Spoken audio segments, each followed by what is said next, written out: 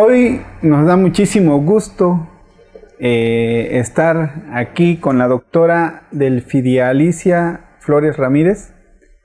La doctora Alicia, como la conocemos mucho, y para orgullo de los veracruzanos, para orgullo de los choapenses, y es una creadora literaria que en los últimos años ha tenido una producción, varios libros, y su primer libro es Una retratista en la corte. Este libro brevemente les podré decir que ganó un premio internacional, el premio Planeta, que se llevó a cabo en Argentina, en el cual participaron cientos de autores de todo el mundo, y que ella fue una de las 10 seleccionadas en aquella ocasión. Pues bien, hoy queremos... También en el Gran Premio de las Américas, y ahí hay que decir que todavía el presidente de jurado de ese, pues a mí yo me lleno de orgullo cada vez que lo digo, todavía fue José Saramago. ¿José Saramago? Saramago, el presidente de del jurado, que también en Planeta Casa de las Américas quedé entre las 10 finalistas, más bien por eso. ¿Ese se llevó a cabo allá en Argentina? Uno fue en Argentina, Ajá. Lo mandé al concurso de Argentina y quedé como finalista. Sí. Y luego lo mandé al concurso Cuba Casa de las Américas, que en esos tiempos, estamos hablando de 8 años, todavía el Cuba Casa de las Américas era como el Nobel en español. Y en ese tiempo el presidente fue José Saramago. Eso es equivalente a un premio. Sí, definitivamente. Pues bien, realmente han sido varios libros los que ha usted escrito, y a mí me parecen que son libros muy interesantes, incluso que abordan mucho el tema de las mujeres. Sí, cómo no. El feminismo es uno de los... Está muy presente en sus libros. Pero bueno, vamos a comenzar, doctora. Nosotros queremos conocerla, y yo creo que la mejor manera de conocer a un autor pues es leyendo sus libros. Y hoy estamos con usted. ¿Usted nace en Las Chuapas? Yo nací en Las Chuapas, el octavo día del octavo mes de 1946. Ahí pasé mi infancia hasta los 6 años, 6 y medio años, en que por esos azares de la vida me fui a vivir a Acapulco. Ahí, pero mis primeras letras me las dio el maestro Antonio Torres. Antonio Torres Mora. Por ahí leí en una crónica que hace el cronista de la ciudad de Las Chuapas, el doctor Roberto Palma Prieto, muy amigo de usted, amigo, saludos. Y muy amigo también mío, donde menciona que el doctor Torres Mora, parte de la historia de Las Chuapas, de las primeras escuelas, él hace la observación de que en su trayectoria como maestro, usted fue una niña que aprendió a leer y a escribir a los 5 años. A los 5 años, ¿no? Cuando en esos tiempos uno aprendía a los 7 años, ¿no? Me dijo, ¿sabe qué es lo más extraordinario de esa historia? Que me lo dijo como 25 años después, porque yo llegué ya a radicarme a Las Chuapas con mi hijo mayor de 7 años, y lo fui a inscribir al artículo 123 de Las Chuapas. Y entonces me lo mandaron a la tarde, pues porque había un montón en la mañana, ¿no? Y yo trabajaba en la mañana y estaba sola porque me fui nada más con él. Se quedaron mis otros hijos con una tía y su papá acá. Entonces, pues le fui a pedir que por favor me lo pusiera en la mañana. Y había un montón de gente ahí, y se voltea, un montón de mamás alegando también cosas de sus hijos, eran las inscripciones, y se voltea y me mira y me dice, ¿tú quién eres? Le digo, yo soy Delfidia Alicia Flores, soy hija del señor Eberto Flores, que era en ese tiempo una referencia en la administración. Y se queda y le dice a las señoras que estaban ahí, esta muchacha fue la única que aprendió a leer a los 5 años de edad. Fíjese qué memoria del maestro. Dice, nada más tuve 2 niños que aprendieron a leer a esa edad. Y uno de ellos fue ella. ¿Qué quieres? Le digo, pues que me cambie a mi niña a la mañana. Órale. Fíjese qué memoria del maestro. ¿Cuántos niños pasaron?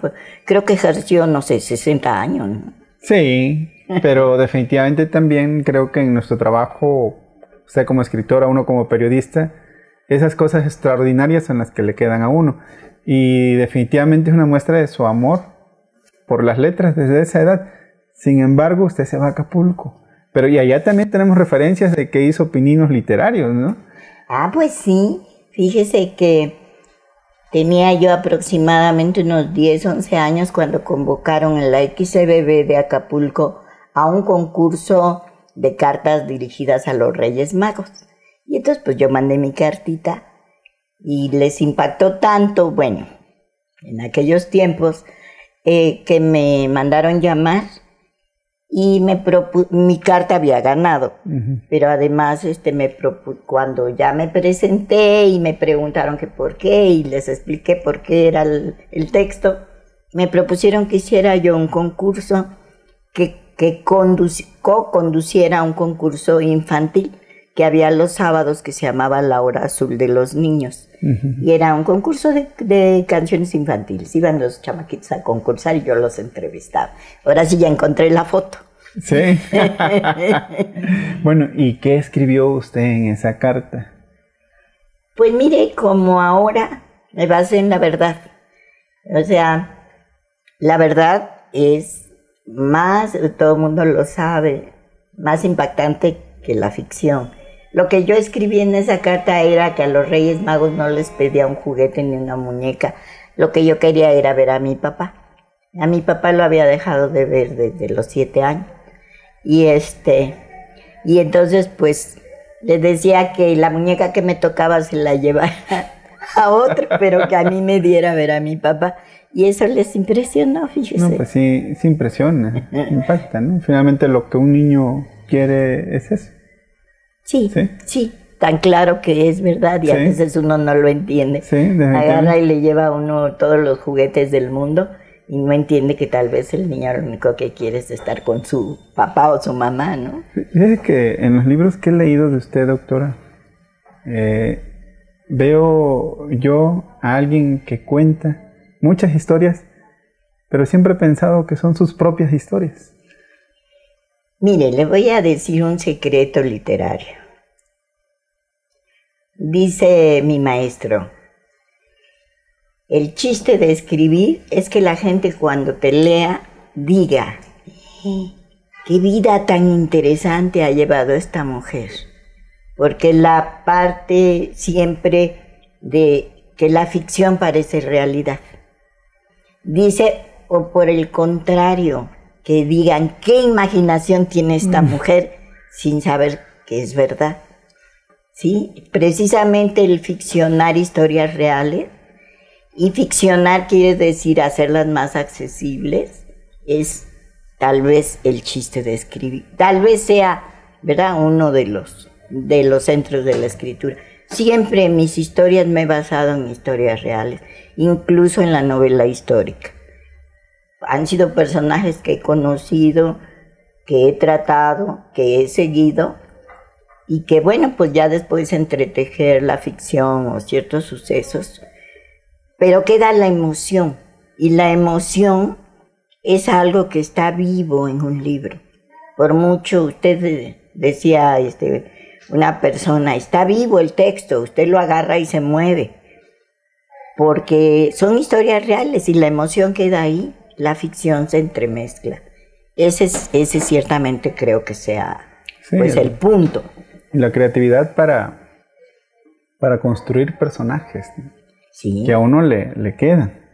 Sí. Que luego a uno como lector le quedan y incluso en muchas ocasiones el hacer esa empatía. Claro. Es la universalidad del personaje, ¿no? Sí. Una de las características es que usted se puede identificar, por ejemplo, en El enfermo imaginario de Molière, ¿no? Siempre conoce uno a alguien o tiene un familiar que todo el tiempo está enfermo y que uno sabe que es un hipocondriaco y sin embargo en la familia pues dice, ay, pues que me duele la cabeza, no tendré un tumor.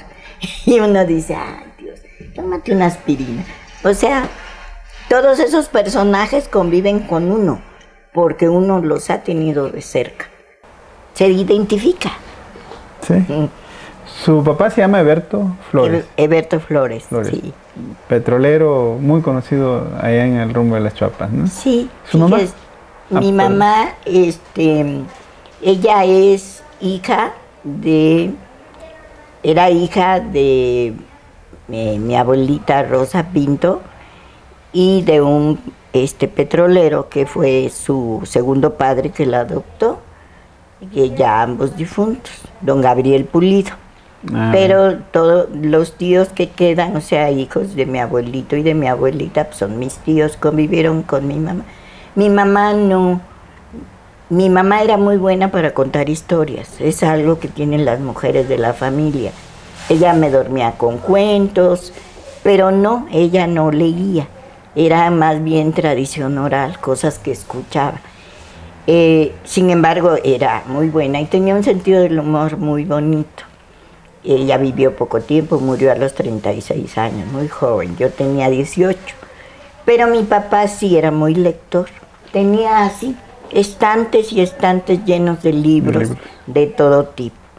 Y en mis vacaciones, cuando ya regresé a las Chuapas a los 13 años, iba a pasar las vacaciones allá de verano.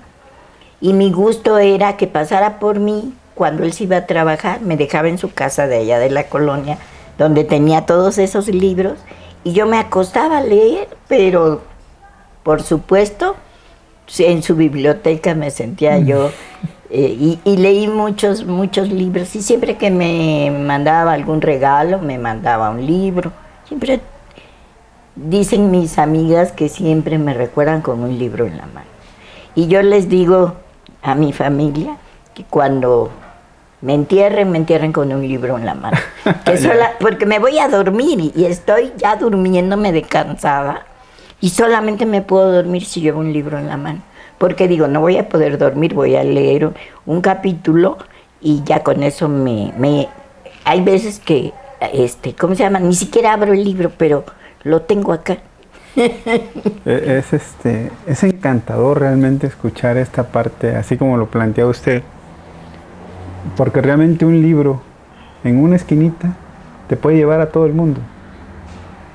Y a muchos personajes y muchas historias. Realmente quienes leen tienen una visión diferente de las cosas. Sí. Muchas cosas que ya están pasando, uno dice, esto ya lo vi, esto no es nuevo, esto ya pasó y puede pasar esto. ¿Sí? Por eso es tan importante la literatura como la historia, ¿no? En ese sentido, necesitamos conocer para que no nos sorprendan que al país lo estamos viviendo el día a día, ¿no?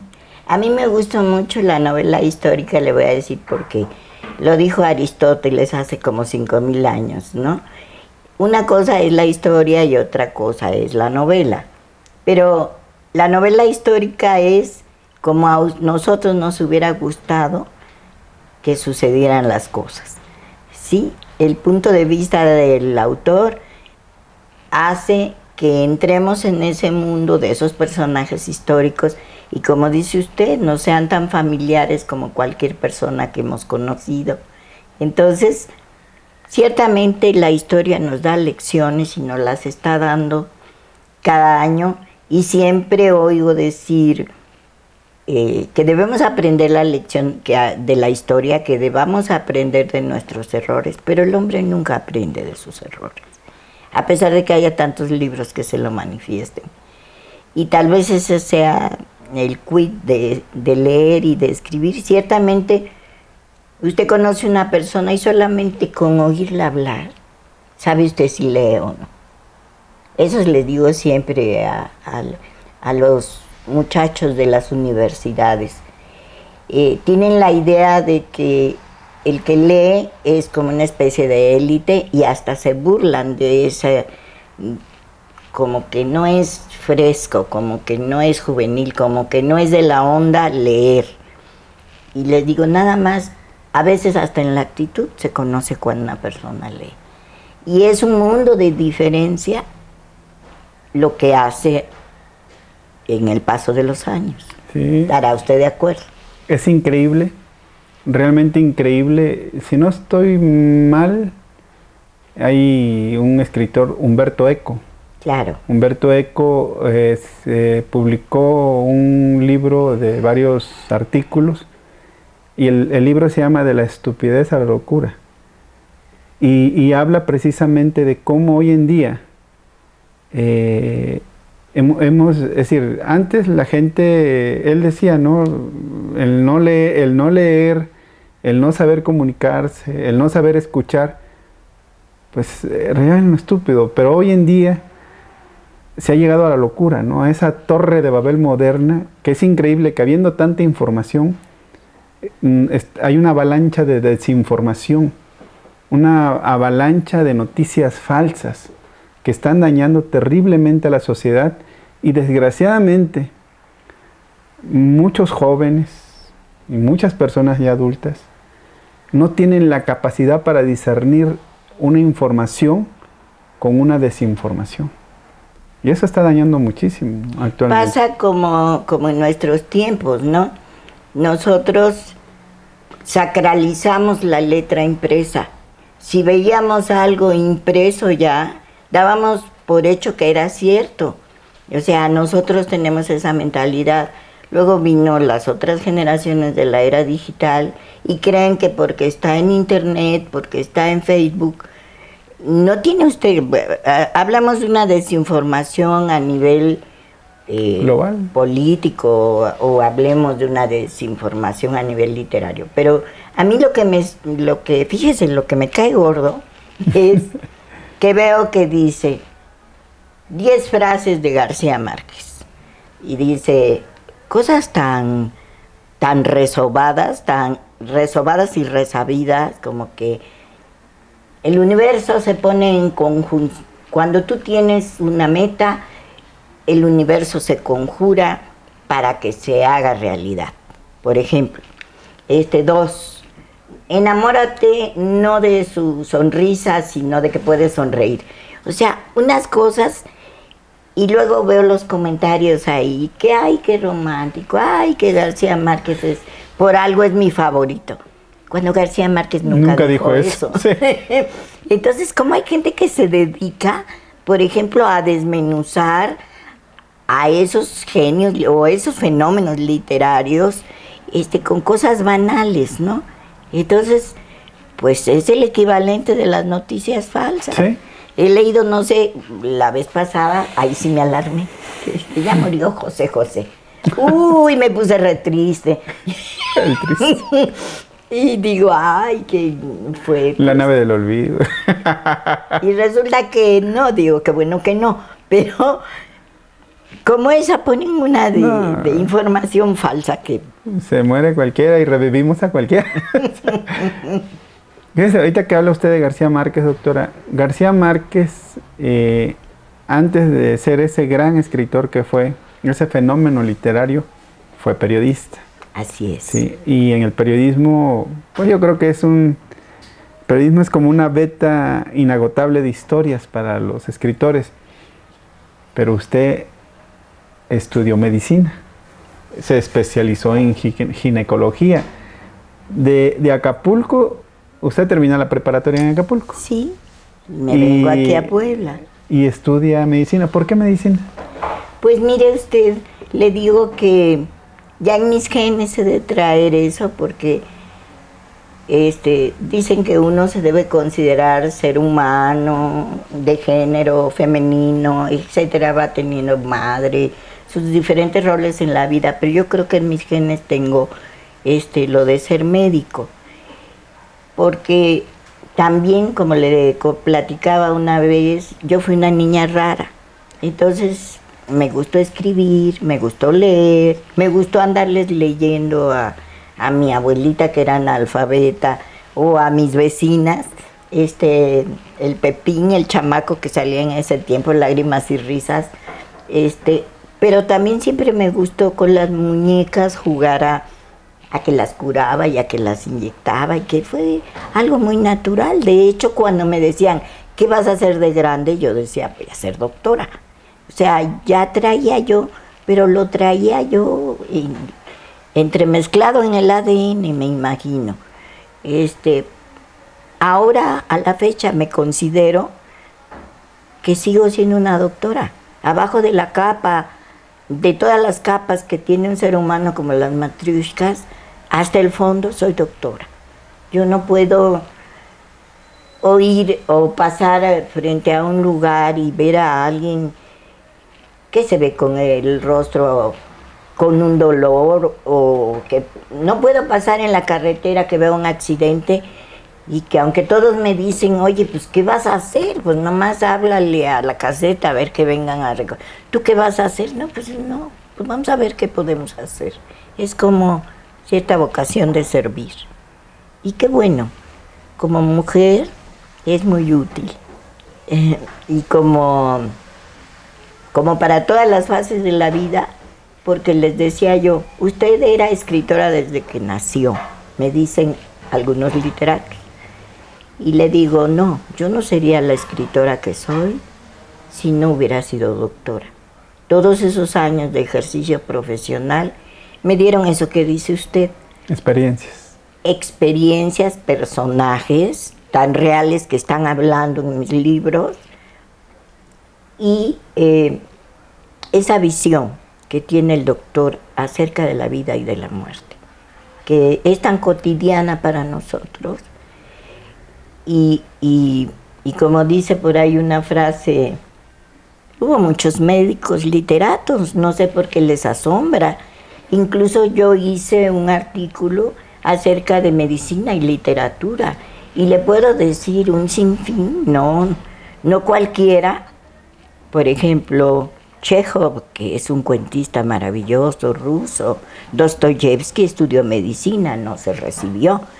Estamos hablando de Sir Arthur Conan Doyle, que creó a Sherlock Holmes. Él era médico. Médico también. Hay un gran médico que fue mi inspiración, más bien gran escritor que fue mi inspiración, el autor de Las llaves del reino, La ciudadela, que es un doctor cardiólogo. Espéreme, ahorita se me fue el nombre. Pero ha habido muchos doctores que se han vuelto escritores. Curiosamente no hay escritores que se hayan vuelto doctores, o al menos no los he conocido. Pienso que como médico tienes un gran sustento, tanto académicamente para saber redactar un escrito, porque yo nunca recibí una clase de literatura. Cuando yo escribí este libro, jamás había ido a un taller, ni había, la experiencia que tuve en su periódico me ayudó mucho. Pero quiero decir, no sabía yo redacción, no sabía yo. No había academia, vaya. Sí. Bueno, pero había ritmo. mucha lectura de libros. Claro. Y creo que eso enseña, definitivamente. Le voy a platicar una anécdota. Fíjese que estaba revisando cuando ya encontré un maestro, estaba yo revisando unos poemas. Y me dice, oye, mira, aquí te faltan sílabas. Y le digo, contaste mal, me dice. Ya ve que lleva un ritmo el soneto de tantas sílabas. Y le digo, yo nunca he contado sílabas. Y que me, ¿cómo? Pero si tus versos son perfectamente endecasílabos. Y le digo, jamás he contado una sílaba. Y entonces, ¿cómo los escribes? Pues como los voy oyendo. Le digo, me sabía yo el ritmo, pero nunca estudié poesía. O sea que hice sonetos que yo creo que si los hago ahora ya no me salen. Pero es como la intuición que uno aprende. Sí, se va plasmando y se va haciendo esas medidas sin necesidad de llevarlas. Ni siquiera de saberlas. No. Bueno, ¿y cómo comienza esta? Por ahí leía yo también de que algo muy curioso, pero quiero que nos los cuente bien, nos los narre, de cómo antes de llevar a cabo o entrar al quirófano, Tenían una historia. Ya las hojas para la doctora y su pluma. Una maravilla. Yo creo que yo había leído ya tanto y me gustaba tanto la poesía que se había hecho un conglomerado ahí que pugnaba por salir. Y entonces, pues el único lugar donde lo pude sacar fue una media hora antes de las cirugías. Teníamos cirugías programadas 2 veces por semana. Entonces, apenas en esa media hora que nos dan antes, mientras el anestesiólogo y todos los ayudantes preparan a la paciente, yo me quedaba sola. Y ahí me ponía yo a escribir. Y escribí puros poemas románticos, eso es lo más increíble, ¿no? ¿Era como una especie de terapia antes de entrar a esos momentos? No, nunca me sentí estresada, ¿No? Fíjese. Todos mis ayudantes, que fueron los doctores que fueron mis ayudantes, se han de acordar que cuando yo me estaba lavando para entrar a una cirugía, yo estaba cantando. Me decía, dice, doctora, es que de adentro lo oímos que está cantando. La paciente está sangrando, o la paciente está, ay, en el trabajo de parto, y usted no se estresa. Y le digo, no, porque yo lo hago con mucho gusto. No era por estrés, no era que ese era la única media hora en el día que yo podía, sin que nadie me molestara y sin que nadie me hablara, escribir. Y ya se hizo una costumbre. La enfermera circulante, y ahora sí me acuerdo, se llama María de Jesús, la esposa del doctor Nayib. Me tocó en ese tiempo de circulante, y ella iba y me dejaba mi hoja de papel y mi pluma. Dice, luego me platicó Roberto Palma que se preguntaban entre ellos, ¿qué escribirá la doctora? Pero nunca me preguntaron. Ah, bien. Y todo el primer libro de Naufragio, más de la mitad de ese libro fueron... Está escrito bajo esas circunstancias. Sí, bajo esas circunstancias. Nada más. Yo recuerdo cuando en aquellos años tuve la oportunidad de conocerla, escucharla, y escuchándola yo pensé que tenía mucho que decir y que podíamos transmitir a través de artículos en el periódico. Cuéntenos. Qué anécdotas, ¿no? Usted fue la persona que se apareció 3 veces en mi vida para darme la oportunidad de escribir. La primera fue cuando me fue a ver y me dijo, escríbame un artículo mensual de salud, de la mastografía, de las autorrevisiones, del Papá Nicolau, de temas de salud médicos. femenina. Sí, efectivamente. Y le dije, pues sí, cómo no, sí. Ahí se los mandaré. No, si alguna vez no puedo porque estoy muy ocupada, pues ya le diré, usted dispense. Posteriormente, pues ya no seguimos, porque en ese tiempo se volvió de quincenal, ya se volvió diario, no sé qué. Ajá. Pero me seguí, creo que esa vez ni le pedí permiso. Ya me seguí escribiendo de todo, ¿no? Sí, ya hubo más que temas médicos, ya había temas sociales, temas políticos, temas de diversas... Hablamos del TLC. Sí, creo que en ese tiempo ganó Clinton. O sea... Muy interesante. Yo recuerdo, pues, no había internet, no teníamos fax. Entonces, en ese entonces, en vez de esperar el WhatsApp o esperar el correo electrónico, recuerdo que salía yo de la oficina, iba a buscar los artículos a su casa. Sí. Sí, llegaba. Pero yo salía con la hojita y me subía al taxi y empezaba a leer. Siempre me gustó leerla y la verdad que para mí, en lo personal, más que nada ha sido un orgullo, ha sido una satisfacción personal el haber contado y contar con su colaboración y su amistad. Pero bien, ahí eran artículos periodísticos, artículos... Sí, de la vida. Y escribir una novela ya es algo más elaborado, ya hay que construir personajes, construir escenarios, es construir historias. ¿Dónde comienza con esa... ¿En qué momento? Pues mire, me voy a referir concretamente. Una semana de gracia que la publiqué en su periódico con su anuencia, ahora sí que fue como un ensayo, ¿sí? Sin embargo, no sé si usted recuerda que se publicó por entregas. Sí. Entonces, cada capítulo que se decía continuará tenía que dejarse en suspenso. El suspenso debería de ser a veces hasta electrizante para que se acordaran de seguir. Para que hubiera ese seguimiento. Eso se llama ritmo. Creo yo que con ese modo intermitente, porque usted sabrá que yo los capítulos los escribía cuando se iba a publicar el periódico. No tenía yo la novela hecha, fui haciendo y construyendo los capítulos. Eso fue un ensayo muy bueno porque para escribir retratista, si usted la lee con cierto cuidado, tiene un ritmo. El ritmo es que cada capítulo, cuando termina en que sigue, ¿no? Sí, efectivamente. Tengo una amiga que me dice que se pasó toda la noche leyéndola, que se acostó de cansada y que no pudo dormir, se levantó y hasta que la terminó de leer se durmió. Tiene mucho ritmo.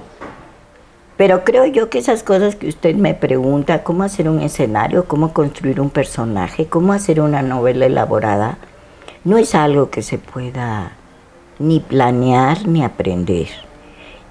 Yo di clases de novela histórica acá en Cholula con una amiga cuentista muy reconocida, Beatriz Meyer. Y entonces dice que ella andaba por ahí un día, oyó que le dije a mis alumnos: yo no los voy a enseñar a escribir. Ustedes son los que van a tener su momento. Les va a caer la historia y la van a empezar a relatar. Yo creo que por eso hay tantos literatos frustrados que estudian literatura, que estudian letras. Conocí una poeta que me dijo que había hecho su solicitud para entrar a filosofía y letras. Ella orientada hacia las letras. Dice, pero no quise entrar ahí porque veo que todos mis compañeros que se inscribieron como que se volvieron muy guardados, muy cerrados. Como que a veces los maestros no lo saben encaminar y tal vez sea una crítica muy acerba, tal vez sea otro tipo de cosas. No quiere decir que yo no recomiende las escuelas, pero realmente escribir una novela es una experiencia personal. No creo que haya una fórmula. Estoy de acuerdo con usted. Creo que las técnicas sí se pueden aprender, las técnicas, pero la creatividad, esa es algo muy propio de una persona.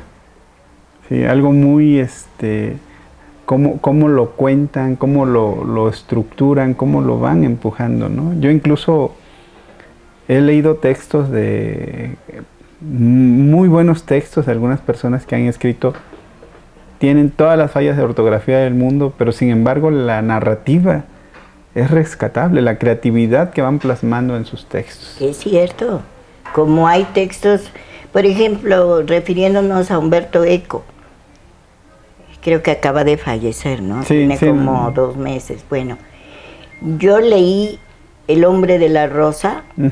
Que incluso hay una película, ¿no? Sí. Muy vista. Ajá. Y si usted ve, es un texto densísimo. Es realmente, hay unas partes, yo entiendo que el señor era que quiso hacer como un texto gótico, porque incluso hasta habla como en otro idioma. Es bastante densa su literatura. Lo rescatable de el que no le guste leer o no esté interesado, le juro que en esas páginas donde describe el monasterio y la deja. ¿Sí? Creo que el péndulo de Foucault también tiene eso, que es bastante plano. Pero como me dice usted, lo rescatable es la historia. Imagínese usted un Sherlock Holmes allá en el monasterio, ¿no? ¿Sí? Un monje que anda investigando, un políglota, que anda investigando el crimen de los... Y luego su contraparte, el aprendiz, el novicio, que va atrás de él, que es su ayudante, es una especie de Watson. Sí. ¿no? El que le da la réplica, el que lo... Sí, el que hace accesible. Es la creatividad, como la historia ahí está. La historia está. La historia ahí está. Eso es todo. Y a mí las historias me persiguen. Porque luego me dicen, ¿cómo es posible que te haya pasado tantas cosas? No sé, pero las historias me persiguen. Hay que ir más para adelante. Sí, sí, saber escuchar también es muy importante para los escritores. No, pues, no solamente escribir, sino escuchar. Vaya usted a una reunión social y vea a todos los que están platicando. Y el que está en un rinconcito por ahí observando, ese es el escritor. Doctora, ¿y de su obra, de sus libros, qué nos puede usted contar, incluso enumerar? ¿Cuántas novelas ha escrito hasta el momento? Bueno, ya dijimos que la primera fue Una Semana de Gracia, que fue una especie de folletín por entregas. Ajá. La segunda fue Una retratista en la corte de Enrique VIII, que ha sido la más conocida porque fue distribuida por Planeta. La tercera fue Lagunas Mentales, que es mi favorita sentimental. Excelente novela. Las personas que me conocen leyendo primero Lagunas Mentales dicen que esa es mi mejor novela. Sí. Sentimentalmente es mi favorita. El personaje lo conocí en mi servicio social precisamente. Sí, una novela además muy interesante, los planteamientos que hace ahí, incluso éticos. Así el tema del machismo. El tema del aborto. Sí, la verdad se las recomiendo ampliamente. Lagunas Mentales es una novela extraordinaria. Sin quitarle méritos a las demás, también está El Faro. El Faro de Sierra Negra. Esa fue la tercera, El Faro de Sierra Negra, que es una novela histórica también. La siguiente fue Cañita Coausayoli, que esa es una novela histórica de la Revolución. Ya vamos en la quinta, ¿no? La sexta fue Un rescatista en la corte de Felipe II, la continuación de la retratista. Y la última que me publicó la BOAP fue Pasajeros sin huellas. A la fecha publicadas llevo 7 novelas. 7 novelas. Y además varios colectivos. Sí, de poesía. De coautor. Bueno, de poesía tengo 3 libros. El primero fue Naufragio, debutado allá en las Chuapas. El segundo fue Las 1001 emociones, que me dio ya una subvención PACMIC. Y la tercera fue Atributos Florales, mi tercer absoluto. Ahora en conjuntos, en coautoría, tengo como 20. Entre cuentos, tengo un libro de cuentos que se llama Los Cuentos Claros y el Relato Espeso. El Relato Espeso, sí. Me encanta ese porque son puras historias de las Chuapas. Y de ahí, pues, varios colectivos, Las Voces Vivas de la Constancia, 100 años con sazón de las Chuapas, El Faro de Allende, Testimonio de una década, o sea, bastantes. Esperar lo inesperado, me publicó la UNAM, y etcétera, La alegría del hogar. Tenemos Bocados de Ángeles, que es un libro de gastronomía poblana enfocado literariamente. Tenemos otro intermedio, y el último que acabamos de publicar del temblor, fíjese. El temblor fue el 19 de septiembre y en enero de este año salió ese libro. Es un colectivo, se llama La vida sigue. Así que nunca me he quejado porque me editen. Doctora, podríamos pasar mucho tiempo aquí. Espero que quienes nos ven vean completa esta entrevista. La verdad que ha sido con mucho afecto y sobre todo para mostrar a una gran escritora. Ya para casi concluir, ir terminando, sí quisiera también, realmente hoy pues el México está viviendo una etapa pues muy importante en su historia. Se vienen unas elecciones como las que muy polémicas. se están viviendo cuestiones en cuanto a reformas energéticas, las reformas educativas, la tremenda inseguridad a la que estamos sujetos, todo el país. Ya no, antes era el norte, ahorita esto ya es un cáncer que se extendió por todo el país. Su visión como escritora, como creativa, ¿cómo ve usted esto? ¿Cómo, también la cuestión de las mujeres, que es un tema actual ahorita, al grado, en el caso de Veracruz, pues hay alertas por la violencia de género. Los días 25 de cada mes están declarados días los días naranjas, ¿no? Les llamaron precisamente para la concientización del respeto, de la equidad de género, tantos temas. ¿Cuál podría ser, así de una manera breve, su visión ante lo que vivimos hoy? Mire usted, mi visión como mujer es que las cosas han mejorado para el género. Violencia contra las mujeres la ha habido siempre, ancestralmente, y a veces, tal vez, les digo a mis amigas que son declaradas feministas, pero aguerridas, les digo, no puedo ser como ustedes, no puedo ponerme, tal vez, porque amo mucho a los hombres como género. El hombre para mí no es que sea machista, es que siento que también tienen sus buenos problemas. Y uno de los problemas actuales es que les hemos cargado todos los errores de la historia, porque hemos vivido en sociedades patriarcales y ustedes han manejado eso que usted dice, la política, todos esos en que se les ha puesto un terrible tache.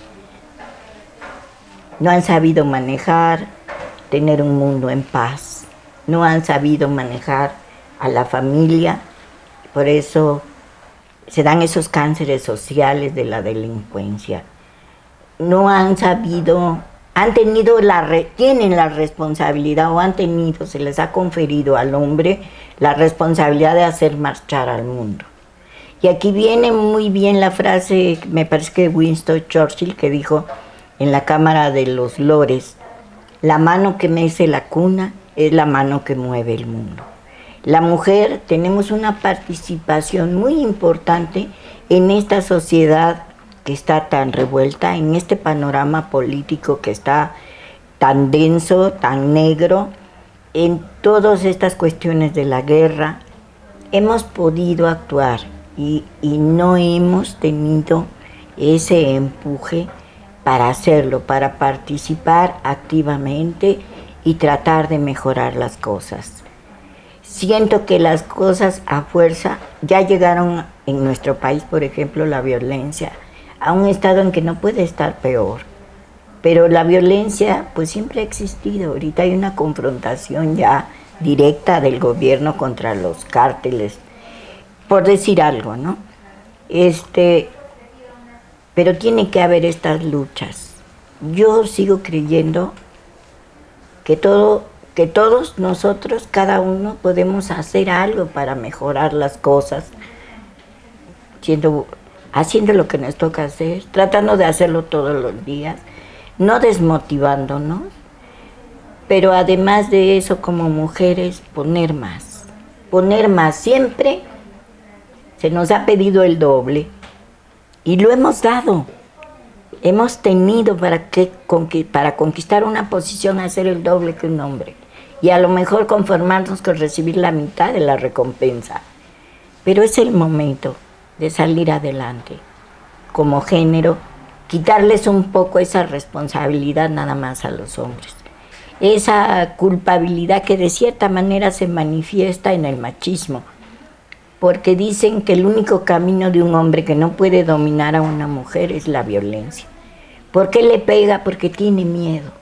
Tiene miedo de que esa mujer no se someta. Y como dicen por ahí, hasta el hombre más pobre tiene a una mujer a quien golpear. Entonces es misión de nosotras desarrollarnos, tomar la batuta y salir adelante. Siempre dándole su lugar y tratando un poco de que esa responsabilidad que se les ha dado, porque a lo mejor no quedó de otra, pero ahora sí hay de otra. Ahora sí podemos apoyar, podemos ayudar, podemos quitarles ese legado de culpa y tratar de que la vida sea mejor. Ese es mi punto de vista. Sí. Yo pienso que nos esperan cosas buenas.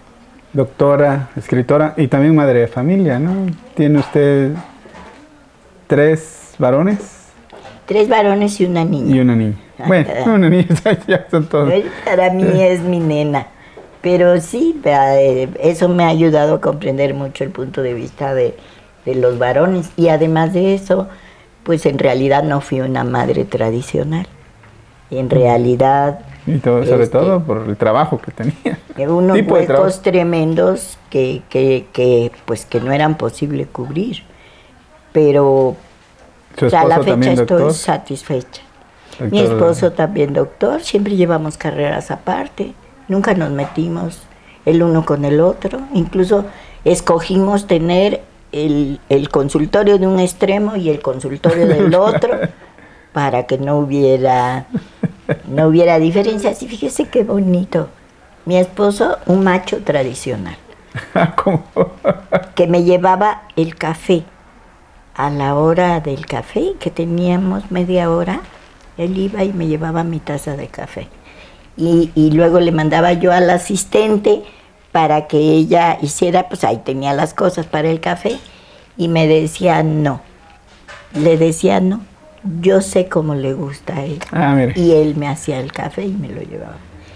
Y todo mundo es testigo de que era... carácter fuerte. De carácter muy fuerte. Pero fíjese lo que el amor puede modificar. Sí. Las cosas, y esa es una cosa que la mujer debemos tener mucho en cuenta. Sí, creo que es la parte no es el macho como lo entienden muchos, ¿no? Es decir, ahí habría que ver cuando la diferencia entre eso y un hombre atento, delicado. Sí, buen padre, un profesional completamente responsable y entregado, y que no se dejaba nunca, pero sí, como dice usted, es un buen ejemplo. ¿Su nombre completo? ¿De mi esposo? Sí. Es Miguel Ángel Díaz Santillán. Miguel Ángel Díaz Santillán. También muy conocido en las Chiapas. No, pues muy apreciado. Ese sí, creían que él era el jarocho y que yo era la poblana. Porque él se llevaba con todos. Sí. Y se saludaban de esquina a esquina a gritos y órale, ¿cómo estás? Ay, me saludas a tu mamá. Se adaptó. Doctora, ya para terminar la entrevista, ¿cuál sería su mensaje? No, me gusta mucho terminar con mensajes, pero creo que he conocido muchos jóvenes que quisieran ser escritores, que quisieran ser creativos, que les gusta el arte. ¿Cuál sería su...? Lean mucho, lean todo lo que puedan, que después la escritura va a salir espontáneamente, van a redactar ya desde acá. A veces decir persigan sus sueños, nunca renuncien, sí, todos perseguimos nuestros sueños. El que va a checar tarjeta porque entra de obrero o de intendente, está siguiendo un sueño. Su sueño es que su familia tenga alimentación, tenga cobijo, tenga salud. Esos son los héroes, ¿sí? Cuando uno está estable, las cosas se van dando. Traten de leer y salir adelante. Es mi consejo. Okay. Pues muchas gracias por seguirnos con la doctora, con la escritora Alicia Flores. ¿Puedo mandar un saludo? Claro que sí. Le mando un saludo a mi amigo Javier Ejido. ¿Javier? Javier Ejido. Ok. Bueno, saludos para Javier. Sí, lo va a ver, seguramente. Y si no, se lo mandamos. Okay. Muchísimas gracias.